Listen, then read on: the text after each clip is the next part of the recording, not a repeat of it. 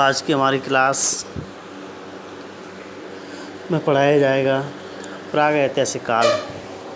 प्राग ऐतिहासिक काल की हम बात करते हैं तो प्राग ऐतिहासिक काल में सबसे पहले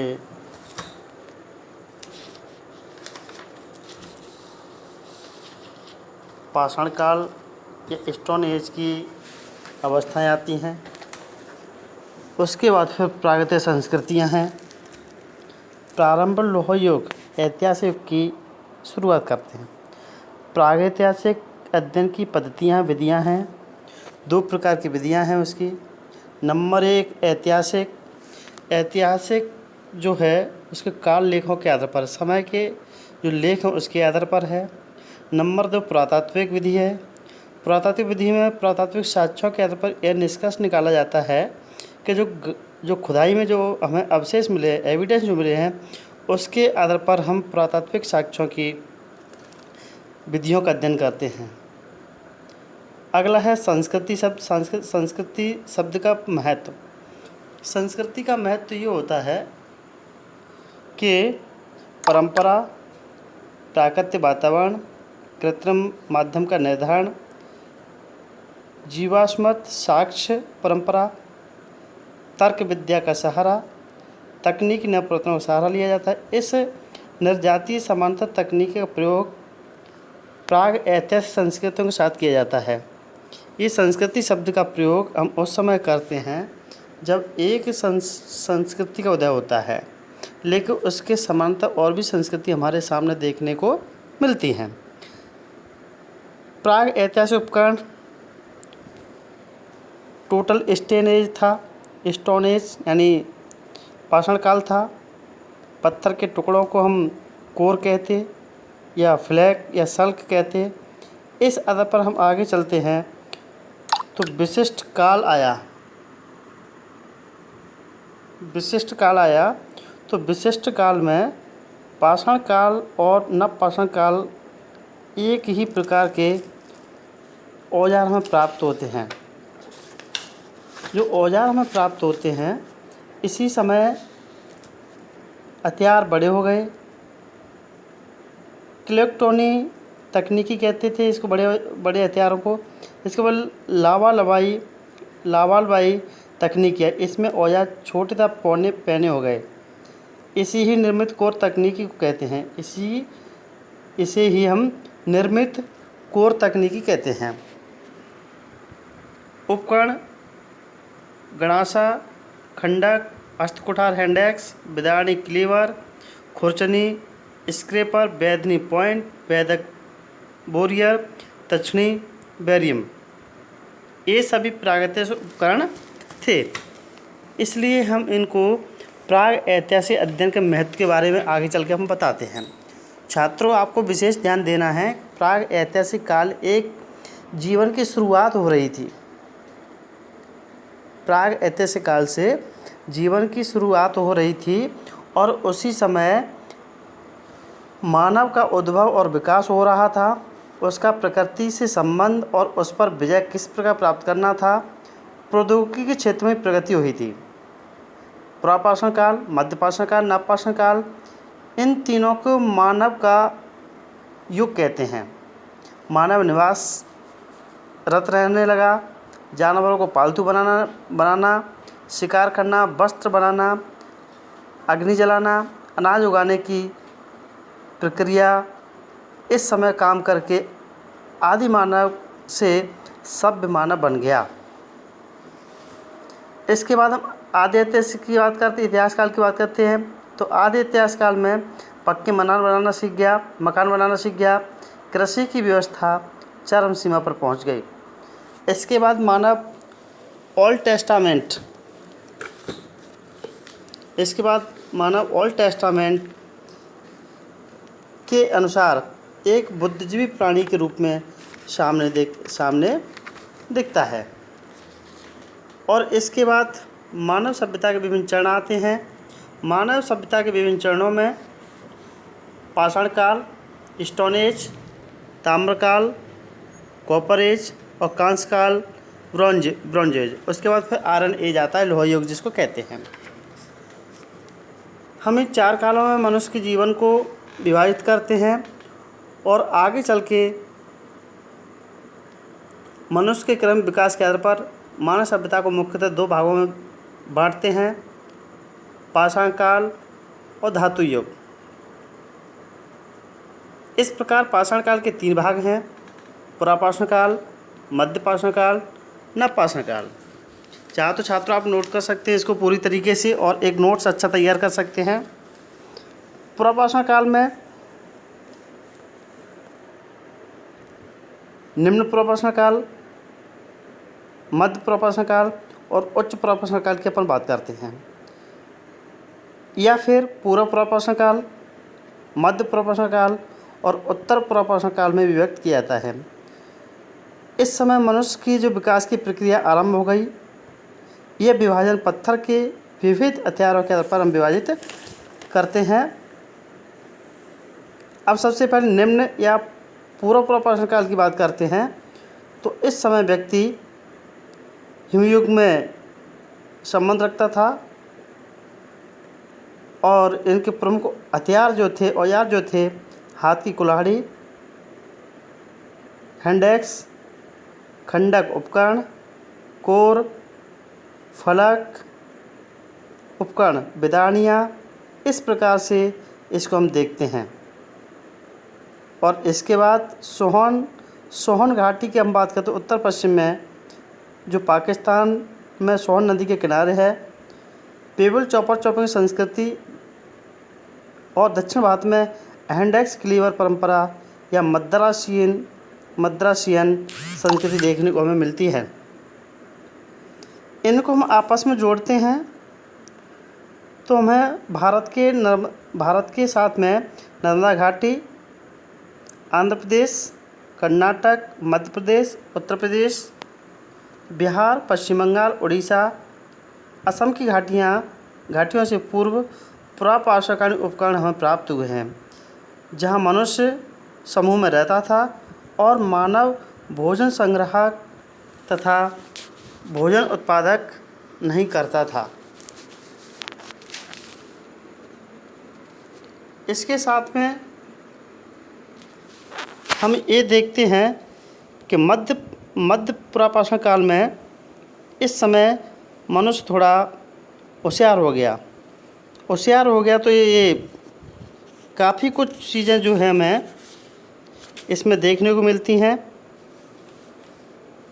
अब मनुष्य उपकरणों का सुंदर तरीके से प्रयोग करने लगा। क्वार्टजाइट की जगह जैस्पर, चार्ट, चमकीले पत्थरों की सहायता से फलक हथियार बनाए गए। इसलिए प्रसिद्ध भारतीय पुरातत्ववेत्ता डॉक्टर एस.सी. सांकलिया ने मध्य पुरापाषाण काल को फलक संस्कृति का नाम दिया गया। बेधक, खुरचनी, बेदनियाँ इत्यादि बनाए गए। कहीं कहीं हाथ की कुल्हाड़ियाँ भी हमें देखने को मिलती हैं और सुडौल मिलती हैं, अच्छी मिलती हैं। इस संस्कृति के प्रमुख जो स्थल थे, बेलन घाटी उत्तर प्रदेश, उड़ीसा आंध्र प्रदेश, कृष्णा घाटी कर्नाटक, दसंत तथा बेदवा घाटी मध्य प्रदेश, सोन घाटी मध्य प्रदेश, नेवासा महाराष्ट्र इत्यादि। इसके साथ साथ में सिंधु, राजस्थान, गुजरात, उड़ीसा इत्यादि क्षेत्रों में भी इस संस्कृति प्रमाण हमें देखने को मिलते हैं। और मनुष्य इस समय भोजन संग्रह करने की स्थिति में आ गया था, लेकिन कंदराओं में रहता था, गुफाओं में रहता था। अग्नि का व्यवहार बड़े पैमाने पर होने लगा। मृतक संस्कार की परिपाटी यहाँ से प्रचलित होती है। उत्तर पुरापाषाण की हम बात करते हैं तो इस समय हिमयुग का अंतिम चरण था। जो आइस एज है, हिमयुग है, उसके बाद की हम बात करते हैं। तो इस दौरान उत्तर पुरापाषाण संस्कृति का उदय होता है। इस युग में होमो सैपियंस का उदय हुआ। होमो सैपियंस का मतलब होता है एक जो व्यक्ति सभ्यता संस्कृति की पूरी तरीके से व्याख्या करने के साथ साथ सोचे, समझे और अपने जीवन में उतारे। इसको हम होमो सैपियंस का उदय कहते हैं। इस समय विभिन्न प्रकार के औजार थे। ब्लेडों, पत्थर के पतले फलकों से हथियार बनाए जाने लगे। मध्य पुरापाषाण काल में भी प्रचलित थी। इस समय इसका प्रयोग ब्लेडों से चाकू, वीरुन, छिद्रिक, स्क्रैपर, सर आदि बनने लगे। पत्थरों के अतिरिक्त इस युग में हड्डी हाथी दांत के उपकरण भी तैयार होने लगे। अब आपसे पूछा जाता है कि हड्डी के औजार किस युग में तैयार किए, तो आपको बताना उत्तर पुरापाषाण काल में ही तैयार किए गए। इसके बाद भारत में इस संस्कृति के संबंध में अनेक स्थल प्रकाश में देखने को मिलते हैं, प्रकाश में आए, जिसमें बेलन घाटी उत्तर प्रदेश, रेनीगुंटा, येरुगोंडपलैम, मुचलता, चिंता मनुगामी, बेटलमोच आंध्र प्रदेश, सोरापुर दोहा बीजापुर कर्नाटक, पटना, इनामगांव महाराष्ट्र, सोनघाटी मध्य प्रदेश, विषाद गुजरात, सिंहभूमि बिहार इत्यादि स्थानों पर हमें देखने को ये मिलता है। इसके बाद मध्य पाषाण काल की बात करते हैं। मध्य पाषाण काल में कुछ विद्वानों का ऐसा मानना है या उनकी धारणा है कि पुरापाषाण काल और मध्य पाषाण नवपाषाण काल के मध्य अंतराल है, यानी पुरापाषाण काल और जो नवपाषाण काल उसके मध्य का जो युग है उसको हम मध्य पाषाण काल के नाम से जानते हैं। आगे चल के यही नवपाषाण काल में मानव सामाजिक आर्थिक जीवन महत्वपूर्ण परिवर्तन खड़े कर दिए। भारत में आज से करीब 8000 वर्ष पूर्व युग को समाप्त होने और नूतन काल होलैंस एज के आरंभ होने के साथ ही मध्य पाषाण कालीन संस्कृति का उदय हुआ था। इसके साथ में ठंड में रहने वाले विशालकाय जानवरों की जगह घास खाकर जीवित रहने वाले छोटे जानवर खरगोश, हिरण, बकरी आदि पैदा हो गए। इसके साथ मानव ने अब लघु पाषाणों उपकरण बनाना प्रारंभ कर दिए। इसके बाद इस समय आखेट की सुगमता से मनुष्य सब छोटी छोटी टोलियों में रहने लगा। स्थानीय निवास परंपरा निकली, पशुपालन कृषि की शुरुआत हुई, मिट्टी के बर्तन भी बनने लगे, शवों को सुनियोजित ढंग से आसानी से दफनाने की विधि हमें पता चलती है। सरायनाहर राय और महादा से स्थायी झोंपड़ियाँ बनाकर रहने का अंदाज लगा। सरायनाहर राय से मानवीय उपकरण का युद्ध का प्रमाण हमें मिलता है। व्यक्ति संपत्ति के कारण हुआ है। ये जो लड़ाई झगड़ा जो हुआ था, युद्ध हुआ था, व्यक्तिगत संपत्ति कारण हुआ। भोजन पकाने के लिए चूल्हा, मिट्टी के बर्तन बनाए जाने लगे। लंगनार से हाथ द्वारा बनाए गए मिट्टी के बर्तन मिले हैं। इसी प्रकार इस युग में पशुपालन एवं आरंभ कृषि का विकास हुआ और मनुष्य का जीवन यहाँ स्थायी हो गया। पाषाण युग भारत में करीब 4000 वर्ष पूर्व माना जाता है। इसके बाद हम बात करते हैं नवपाषाण युग की। नवपाषाण कालीन जो संस्कृति है उसमें बहुत सारे क्रांतिकारी परिवर्तन हुए। इस समय का जो समय है वो 7000 वर्ष पूर्व माना जाता है। जिस समय से सुचारू रूप से कृषि कर्म आरंभ हुए, अर्थात भोजन संग्राहक और भोजन उत्पादक बन गया। भोजन संग्राहक करते थे, उसको बाद में भोजन उत्पादक बन गया। उसी समय से नवपाषाण युग का आरंभ हुआ। गार्डन चार्ल्स का विचार था कि नवपाषाण संस्कृति का उद्भव पश्चिमी एशिया के धनवाकर क्षेत्र में हुआ। यह संस्कृति विश्व के भागों में फैली हुई थी। इसके बाद नवपाषाण बस्तियों के प्रमाण मिले हैं। सबसे पहला प्रमाण, स्पष्ट प्रमाण जो मिला, मेहरगढ़ सिंध और बलूचिस्तान पाकिस्तान में स्थित है।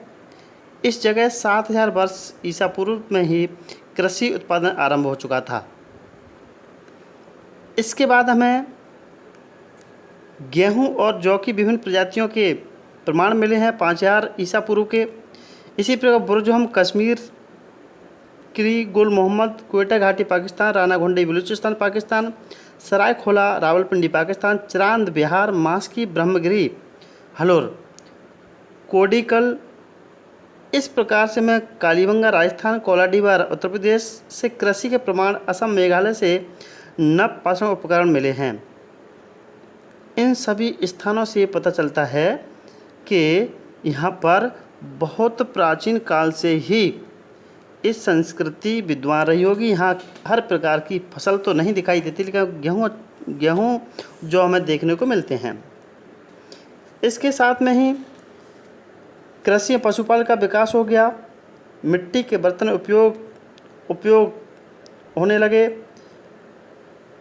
इन सारी चीज़ों को हम देखते हैं तो मिट्टी के बर्तन बनाने, उसे पकाने, रंगने, मिट्टी की मूर्तियाँ, खिलौने, आभूषण बनाने का भी लोगों को इस प्रकार का प्रयोग किया। यहाँ पर व्यवसायों की हम बात करते हैं तो अलग अलग प्रकार के होने लगे, जैसे कुम्हार, बढ़ई, कृषक इत्यादि। व्यक्तिगत संपत्ति की भावना का विकास हुआ। धीरे धीरे मातृसत्तात्मक समाज का स्वरूप पितृसत्तात्मक बनने लगा। इस तरीके से हम समाजशास्त्रीय अध्ययन को ध्यान में रखते हैं। मातृ देवी की पूजा भी होती थी। मंदिर पुरोहितों का विदय नहीं हुआ था। यानी हम इस समय की बात करते हैं, मध्य पाषाण की बात करते हैं या नव पाषाण युग की बात करते हैं, हमें यहाँ किसी प्रकार के मंदिर नहीं मिले हैं। किंतु जादूगरों का समाज और धर्म पर पूरा प्रभाव था। पुनर्जन्म लोगों का विश्वास बढ़ता रहा था। मृतकों को कब्र में दफना कर उसके साथ उनके आवश्यकता की वस्तुओं को रखा जाता था। इस प्रकार से हमने इस युग को महापाषाण के नाम से भी जानते हैं। इसके बाद धातु युग आता है, कांस्य युग आता है। आगे चलकर धातु युग में इनकी और अधिक प्रगति हुई। मानव बर्बर से सभ्य बन गया। नवपाषाणिक ग्राम संस्कृतियों ने भी कांस्य युगीन शहरी सभ्यताओं का की ओर भाग लिया था। इस प्रकार से हमें बहुत से प्रमाण मिलते हैं। यहाँ मनुष्य पूरी तरीके से सभ्य समाज बन गया और धातु की खोज करने लगा। धातुओं में सबसे पहले की बात करते हैं तो तांबा का प्रयोग शुरू किया गया, फिर कांसा और कांसे के बाद लोह की शुरुआत हुई। इस तरीके से हम इन सारी चीज़ों को पढ़ते हैं और पढ़ने के बाद सोचते समझते हैं तो कच्चे पक्के सभी प्रकार के मकान देखने को मिलते हैं। धातु एज में तांबे की खानों से तांबा प्राप्त कर उसे गलाया जाता था। विभिन्न प्रकार आभूषण तैयार किए जाते थे। आभूषणों में अंगूठी, चूड़ी, औजार में चाकू, कुल्हाड़ी इत्यादि बनाए जाते हैं। तांबे के उपकरण यह समय मध्य प्रदेश, दक्षिण भारत में भी पाए जाते हैं। कृषि, पशुपालन, मूर्तियाँ, मनके, मोहरें के भी आदि प्रमाण हमें देखने को मिलते हैं। मध्य प्रदेश में कायथ, ईरान, नर्मदा टोली प्रमुख स्थल थे। काय से प्राप्त महत्वपूर्ण पुरातत्व साक्ष्यों चाक की सहायता से बनाए गए मिट्टी के बर्तन हमें देखने को मिले हैं। इसी प्रकार महाराष्ट्र से प्राप्त होते हैं। और इसके बाद यहाँ बाजरा की खेती की हमें पटसन, बेर, मटर, मसूर, जौ, गेहूँ, चावल ये फसलें के हमें एविडेंस मिलते हैं। पशुओं में ये सबसे पहले गाय, भेड़, बकरी, सुअर, भैंस, घोड़ा पालने आदि के भी हमें इनको प्रमाण मिलते हैं।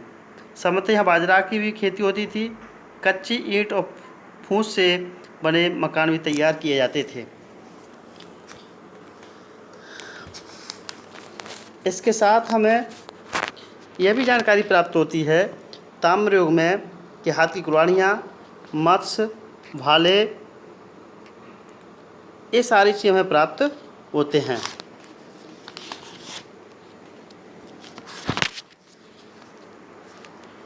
इसके बाद हम कांस्य युग की बात करते हैं। व्यक्ति संपत्ति की भावना, श्रम विभाजन, सुरक्षा की आवश्यकता, सामान्य संस्थाओं को नियंत्रित करने के लिए कानून बनाने, नहरों बांधों का निर्माण करवाने इत्यादि की केंद्रीय राज्य का उदय यहाँ देखने को हमें मिलता है। इस युग में लिपि कला, व्यापारी वर्ग, पुरोहित का भी उदय हो जाता है। राज्य की स्थापना ने जहाँ सुरक्षा प्रदान की, वहीं उत्पादन के साधनों और भोग वितरण की व्यवस्था में देखने को मिलती है। तो छात्रों, आपको इस तरीके से इसको तैयार करना है। इसके बाद लौह युग आता है। 1400 ईसा पूर्व के आसपास एशिया माइनर में लोहे की खोज की गई।